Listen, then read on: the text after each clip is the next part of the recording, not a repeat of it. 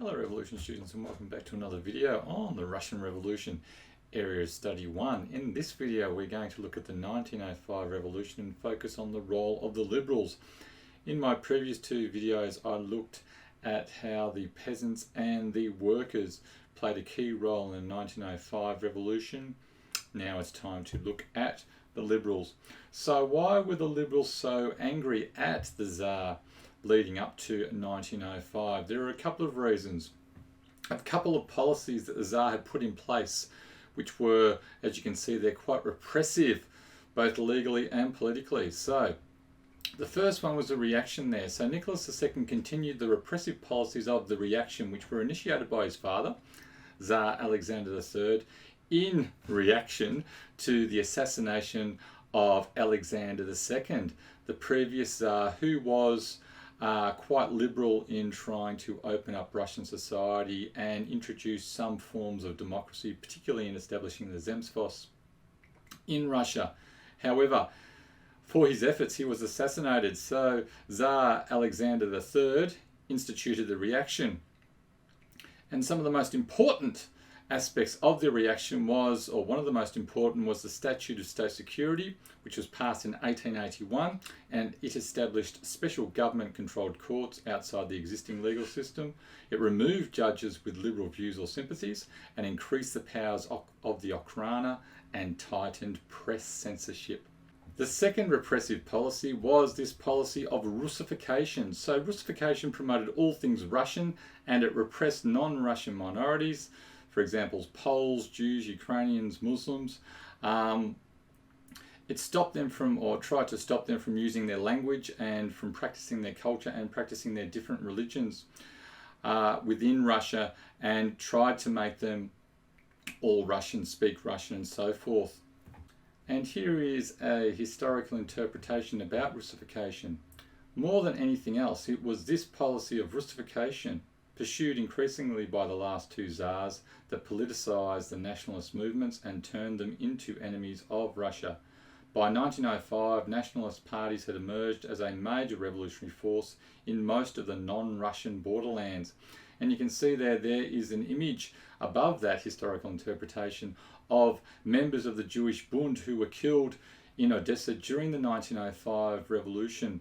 So many minorities within Russia joined revolutionary groups such as the Bund, such as the Bolsheviks, such as the Mensheviks, Trotsky being a prime example of this. These minorities who were repressed under this policy of Russification, and as a consequence deciding to try to overthrow the Tsarist system by joining revolutionary movements. Okay, so what did the liberals do then in their revolt during 1905? So Bloody Sunday and the defeats suffered by the Russian military during the Russo-Japanese War led Milyukov, who was a very, very significant liberal leader and who would be in the future the leader of the cadets and played a key role in the provisional government. It led him to persuade a majority of liberal groups to form the Union of Unions in May 1905, and this body aimed to organise a broad-based alliance that would include the peasants and industrial workers. And we will see in a sec that the Union of Unions played a key role in the 1905 revolution. It led pretty much the Great Strike and the revolution from the second half of 1905 onwards, according to Richard Pipes, and we'll see his historical interpretation in a second. So this Union of Unions referred to the government as a terrible menace and called for a constitutional assembly. It was a demand that was made by many of the different revolutionary groups. So if we think back, it was a demand that appeared in Father Gapon's petition. It was also a common demand in many of these peasant cooperatives that were set up during the 1905 revolution.